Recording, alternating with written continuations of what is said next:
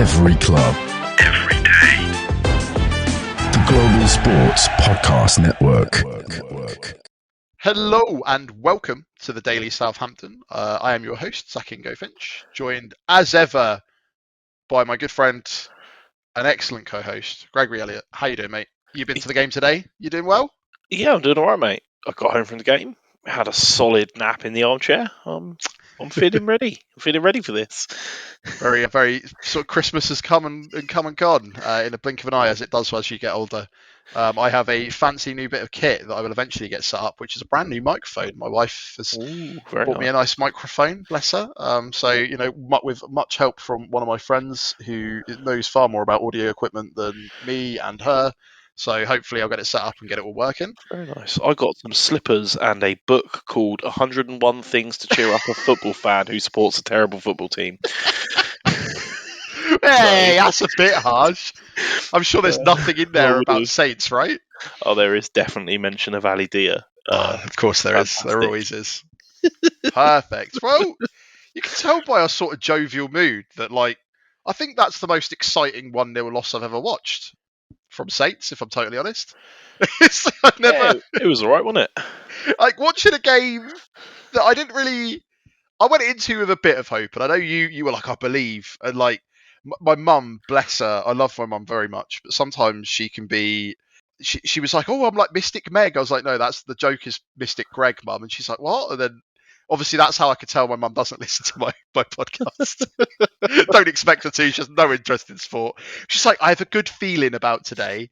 And obviously about halfway through and after we conceded, she was like, I don't know where my good feeling went. I was like, it's almost as if vibes aren't the way that you win football games, mum. Because if that was the case, we would have won every week, surely off of the delusion that Greg goes through day in, day out. Let's be honest. If Vibes won football games, Paul Ohenachu would be the Golden Boot winner. Oh my good lord! So right, let's roll it back to somewhere earlier in this weird ether of Boxing Day to talk about the team sheet, because it wasn't too surprising, I guess. There weren't a few things, but sort of Onuachu getting a start over Archer. I think Archer's slightly hard done by. He was very hard done by not to get on.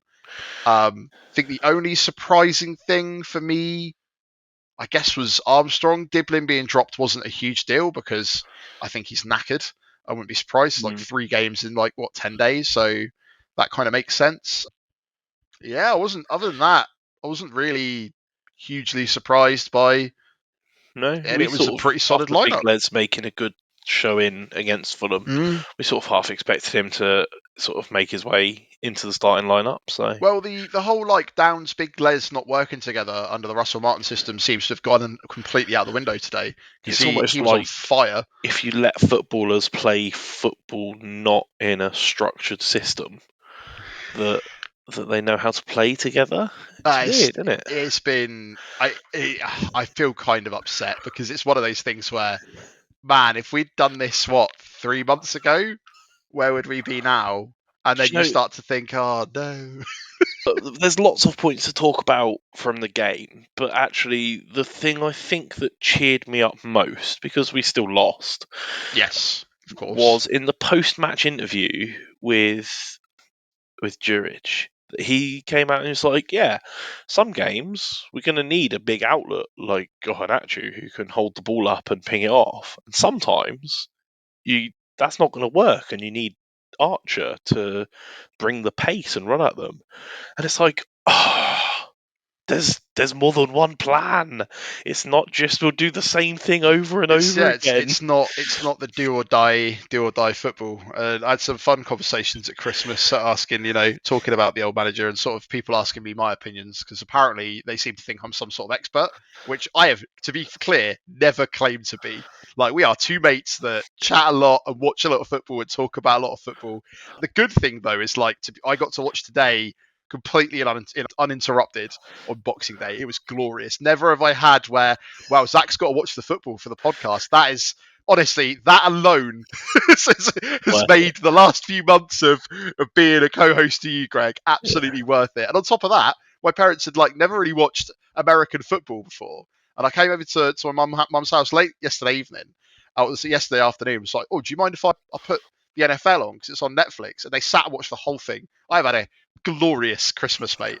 Great. And being able to watch today, and one of the things where like being able to laugh and get kind of wound up at how many chances we had, as opposed to just not producing anything. Like towards the end, we seem to play a little bit of Russell ball again. But I think genuinely, like your key point about fitness, that I'm pretty sure you brought up 2 or 3 months ago, has hit the nail bang on the head. It's just that like these players need to get fit, and having Jurek march him in on Christmas Day, which was supposedly an original like day off, kind of shows where he wants to get them at. Yeah, And he's not here to make friends. He's here to win yeah, football games. and that's Perfect. it's having them sort of, have that kind of we need to like be really really fit because it's funny because like talking to people that don't know about football, they're like, aren't they meant to be athletes? And you're like, yeah, kind of. Like I they all mean, have their own positions, so that's disrespectful to but say even they that don't train said, every day. one of our concerns ticked off straight off the bat because we saw Adam Lallana on the pitch today. We did. And, That was wild. He managed to get on, and he did some things. and if his legs didn't fail him, he might have scored because he would have run onto that ball. And Yeah, it's what could have been, but instead of it being what could have been, where like a goal was ruled out, or like we had a dodgy VAR decision, it's what could have been if Onuachu's head connected with the ball in any different direction, like the 17 times he did it. Like we had so many shots today. It was so nice to watch us play. it was. I I really actually enjoyed I had a watching great the day, game. even though we lost. And it is. We talked under Russell Martin about how we were good for spells and still lost, and I actually think we were good pretty much consistently across the 90 minutes today. I think the goal was a bit unlucky. It was from a dodgy corner, dodgy in the way that we gave away the corner, Yep. and then I set can piece goal, only classic. But other than that, it's And even that was we look. scrappy. They scrapped harder to get rid of it than what we would have conceded at the beginning of the season. And quite frankly, like, it was the only sort of big mistakes I saw. At one point, I remember Armour passing back, completely mishitting it. Like, what are you doing? Why are you passing back to Ramsdale from the halfway line? You are a forward player.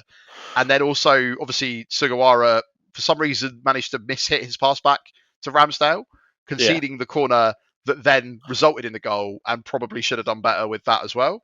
And obviously, then he paid for that because rather than sort of, he just got hooked off straight away. And I kind of feel it was bad because we didn't get, but there was a lot of just, as opposed to us playing badly for 90 minutes, what happened is after 60 minutes, we ran out of steam, and some of the subs didn't make probably the difference that they were given or had the opportunity to do. But yeah. we'll talk about we'll go into the first half, talk about the second half, game overall, where we think we're going to go going forward, after a word from our partners at Zencaster. Yeah, so here at the Global Sports Podcast Network, we spent a lot of time selecting our delivery platform, and Zencaster came out the clear winner, with 4K video recording from your phone and AI editing that automatically removes all those ums and ahs. It's super easy to start a podcast that sounds great and is delivered efficiently. If you're ready to tell your story, check out the link in the show description and learn more about Zencaster. So obviously the game kicks off, Greg, and it was fun. It was Yeah. crazy. Like we get off kind of on the front foot.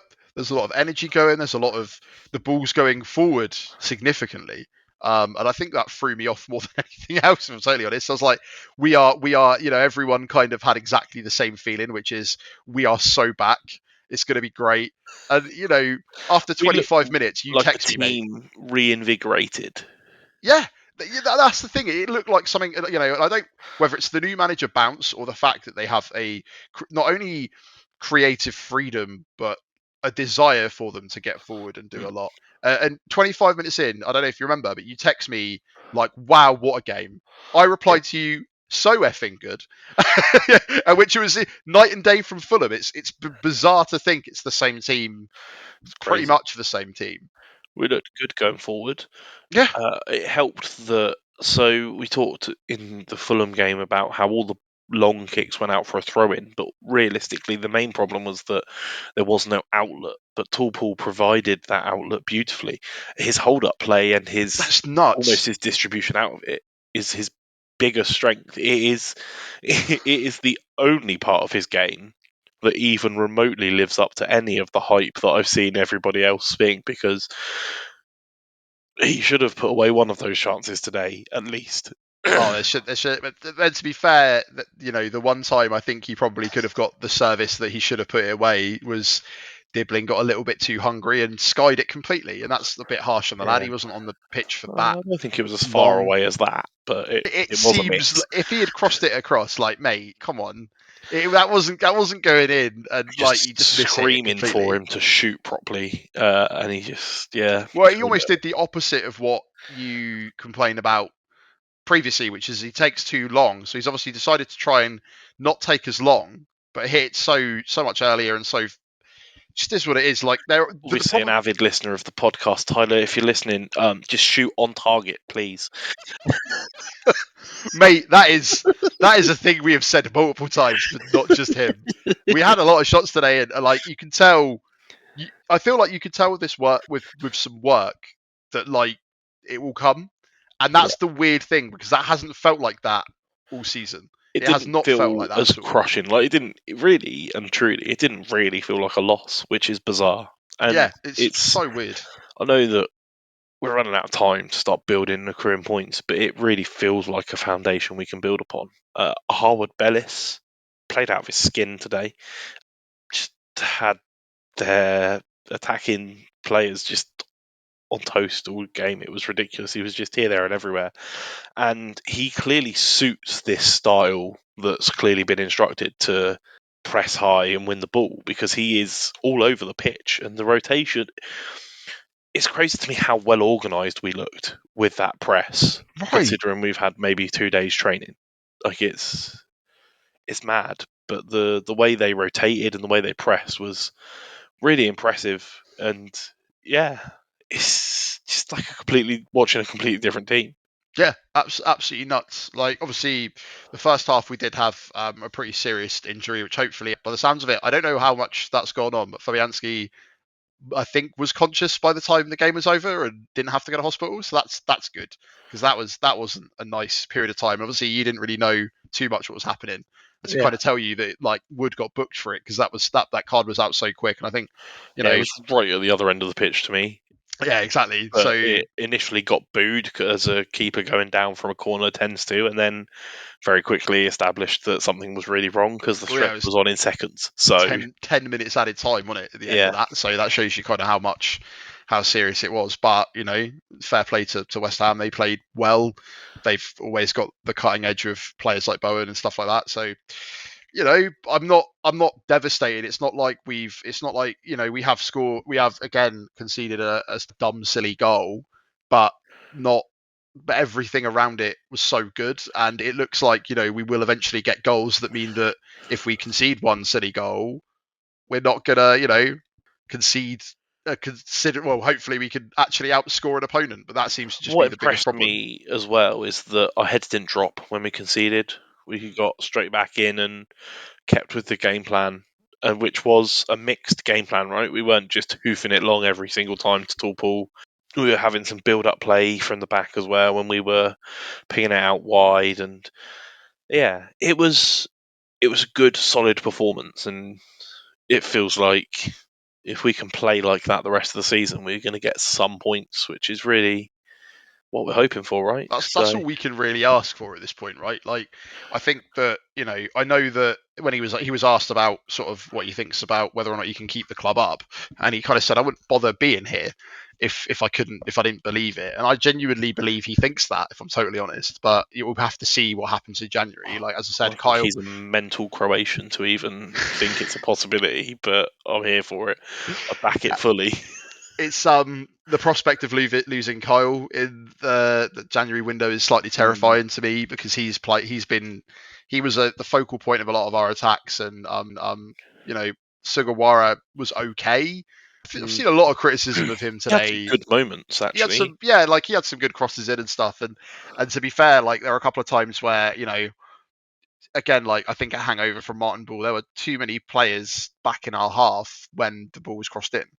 Specifically, as I said, you saw that with Armstrong, and he kind of got swapped out. I barely blinked to see some of the substitutions, and I swear we had more than we should have at one point. But well, there were a lot from West Ham because obviously they got an extra concussion, so yeah, they ended up with 6. I think we hit all 5. oh yeah, relatively. No, we So we bought also had on. 6. So this is what threw me off because Manning came on for Walker Peters, Yeah, Lallana came on for Big Les, yeah, Aribo on for Flynn Downs, yeah. Bree Breezy on for Yuki. Sugawara, Yeah. Dibbling on for Fernandez, and Sulemana on for Armstrong. So So I'm 6. guessing that if they get a concussion sub, we also get an extra sub for it. I'm guessing that must be the case because if not, I don't understand how that could happen in a professional football game. Oh, But there stranger things have happened. But yeah, so obviously some of them really did pay dividends when they came on and had good games, and some of them were Sudamana. I think I could understand why everyone, especially you being at the stadium, would be mad after the game. And I think that he doesn't maybe understand that like he has a lot to do to repair his relationship with the fans because that's what they've seen of him. I also understand walking up to your international teammate and having a chat who you've probably not seen for a To be while. fair, But I completely understand that. I have no problem with that whatsoever. I take no issue with him catching up with an international teammate. Maybe not sitting in the centre circle after a 1-0 loss, but no, hey, I still get it. But actually, what upset me was his performance on the pitch. He which just is also pretty dire.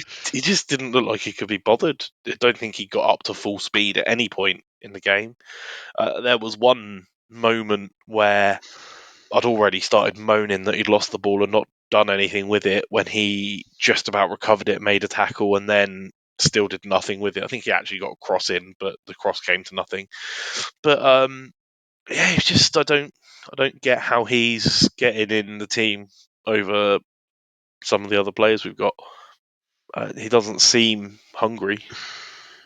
I don't get Indeed. Well, we'll talk about a bit more about individual performances and what the result means going forward after a message from our partners at the Global Sports Podcast Network. So, the Global Sports Podcast Network is changing the face of football podcasting with dedicated daily content for every Premier League team, women's football, fantasy football, and a daily Premier League wrap up broadcasted in 5 different languages. This is your one stop shop for your daily football fix. Find GSPN wherever you find your usual podcasts. And we are back. So, yeah, the result wasn't exactly what we wanted, but I think there are so many positives to draw from it. I'm not as bothered. And I understand that that might upset some people, but I think it's the first time I've sat and watched Saints in a long time and genuinely enjoyed what we've watched. Ironically, probably the last time I could think about it was Wembley, and even that game was more nerves than anything else, to be perfectly honest. But so far this season, you it. know, the only time, as you said, it's been spells of 20, 30 minutes where I've been fully engaged, because, and then all of a sudden we ship a goal, and then it's instead more like you're only engaged because you're about to watch a car crash, as opposed to where, you know, we had sort of 6-7 minutes at a time and everyone was happy because we thought we might actually get an equaliser, and we kept driving right to the Felt end, you very know. positive. I've been in high spirits all day, and it might just be because it's Christmas and my daughter's birthday, and we had the whole family there. But it was, yeah, I, I felt I left the ground feeling hard done by not getting more from the game, but that's great. I don't think I felt like that at all for any other game this season. Even the game we won against Everton, that was probably our worst performance overall of Yeah, the season. So I feel like it was good. I guess that we should take a minute to talk about VAR and yeah, the potential red card. Now, from where I was sat in the Northern, it happened pretty close in front of me, and I turned around to my brother-in-law, who I sat with today, and went, "I don't think that's a red." And then VAR overturned it. I went, "Yeah, that sounds about right." And then they showed it on the big screen, and I went, "Yeah, that looks about right." Obviously, I don't think that was a popular opinion around me, but yeah, it you heard that seemed it pretty wasn't a fair to popular me. opinion. I'm kind of the opinion that you did. Like, it was just that he was unable to slow down. There was not malice or intent. He wasn't 2-footing to try and break his legs. It was what it was. Like, Upsettingly, it was probably the best demonstration of a perfect use of VAR, because because I To can reverse a see card, from you're where right. no, but because I can see from where the referee stood and his view of it, how it looks like a red card. Because he's seen a player dive in with 2 feet and Walker Peters go down, and it looks like a red. And then to watch the video, and you see the video, and I mean, if that's a red card, the game's gone. Like I can't get behind it, even against Saints. Like it's not. Yeah, no, like I'm I not agree. about that. It would have been, it wasn't okay, and like as I said, I agree with you. Like, I was quite happy it was overturned. Uh, Yeah. there wasn't, there wasn't really grounds for appeal on it. No one was too upset apart from the fans for a couple of minutes, but it wasn't the Yeah. worst thing. I think the only time that annoyed me from the ref's perspective was I can't remember who had a cut on their knee and decided to go off for treatment and spend Yeah. extremely far too long fanning around, on and off the pitch, and you're But I just kind think of like, he get on with added it. enough time on at the end to actually Yeah, so account for it wasn't the end of the world. that. So like, Actually, I guess we have to say it because we call them out when it's not the case. But actually, I think the ref had a really good game. Really yeah, don't think he got a lot wrong at all. nope. So I don't think he good had the job, most insane +1. decisions. I feel, And I looked at the referee on Flash Scores before the game, and I went, "Oh, I don't recognise that name." which is just basically how it's upsetting. But you're right. Like, no, he had a solid game. As I said, I think some people would have maybe thought Wood's card should have been a red, but I don't think that was like an intention. I don't think that there was Too that far was. away from me to see. Yeah, Red it was card. one of I those managed to things. watch it You could back probably yet, go to be back and watch honest. the So, highlights, but it's one of those things where, like, I think if it wasn't a severe injury, no one would think it would have been a red. But and I can understand that it's horrible, and I think he got clapped out with St Mary's, and hopefully he'll be all right. But mm. it was officiated well. It's just it's so weird. It feels like I watched a Premier League game of football for the first time this season, regardless of the fact we If lost. Like, today it's was nuts. the opening day of the season and we'd lost 1-0 to, let's face it, a pretty strong West Ham side, not having the best times at the moment, although they've sort of come together since 2 draws, Antonio's 2 car wins, mate. crash. That's So, better than ours. Like, they've had some rough stuff going on behind yeah. the scenes. So fair But, play like, to them. if you look at their squad man for man, they're a good team. If this was opening day of the season and we performed like we performed but lost 1-0 to West Ham, I'd be preaching that my prediction of 12th wasn't high enough in the table for us. If only that was the case. But shout out to all of our players today. They all put a shift in. I know that we still haven't seen what we want from Portalachi, which is a goal. But also, I I genuinely wanted think it might be it coming. so much today You because the could tell roof he wanted it would have though, man. come He off. even said post match, like, I'm really, we'll get that goal. And if he decides that he wants to go on in January, I really hope he at least gets a goal before he goes on. Goal at St Mary's yeah, because specifically. the roof's going to pop. Like, it's just going to be. Like, he already gets cheered like a competition winner on the pitch. And sometimes he looks like an 11-year-old on the ball. So. Yeah, but then there are other times where, like, honestly, with him, I guess the word consistency comes to mind. But then at the same time, like, he seems to be consistently good with the ball right up until he needs to get it in the net. Where all of a sudden, the only thing I can imagine is being 6'7", the net is smaller to you than if you would be 6 foot. So It that's the takes only thing I longer can think of. vision to get to his feet, doesn't it? That's all it is. But either way, like, it's beautiful to watch. It's been a good game despite the fact we've lost. And I think, as a lot of people have pointed out, they kind of already feel like we're down. But if we're going down, I'm quite happy to watch Jurek Ball for the rest of the season Absolutely. over Russell Ball. He's already expressed more plans than Martin had, which is really upsetting. And it's the thing, like, Martin gave us some of the best days being a Saints fan in recent memory, but has also inflicted some of the worst. And I'm sure that a bunch of compensation and sipping pina coladas on a beach with Lucy Pinder he's not gonna feel too hard done by. And if we end up going down, I can't wait for the Russell Martin derby next year with Iron Jurek in the stands. It's gonna be a wild one. But we go into Crystal Palace on the weekend, full of optimism and hope from both of us, which is bizarre. Maybe we'll do a bonus episode and preview it. Who knows? Stay tuned to find out. thank you as always for all of our wonderful listeners. I hope you've had a wonderful holiday season, wonderful Christmas, whatever you've been up to. We certainly have done. You can thank my wife for the improving mic quality in the future. Probably not for our next episode, but once I've got it all set up afterwards. Thank you once again, Greg, as always, for joining me and everyone else. The season of giving and gifts, it's been an absolute pleasure to do this for everyone and, for ourselves. And it's been so good. And it's been, getting a little bit emotional, Greg. It's been good fun, even though it's Southampton Football Club is. Yeah. both the bane and watching. I think the bit that sums it up. And I know I was trying to go to an outro, but I need to quickly tell this anecdote. The bit that summed it up for me was like my mum watching me watch football and not really understanding that I spend the entirety of my week talking about that 90 minutes, planning my week around it, thinking about it, and she's looking at me like, this is what you spend 90 minutes. And then occasionally me just being like, go, come on, and her jumping out of her skin. She's not used. So, it's wonderful. We have good fun doing it. We will join you in the next one for hopefully a 3-0 win over Crystal Palace or something exciting. And with that, I will bid you farewell. Every club, every day. The Global Sports Podcast Network.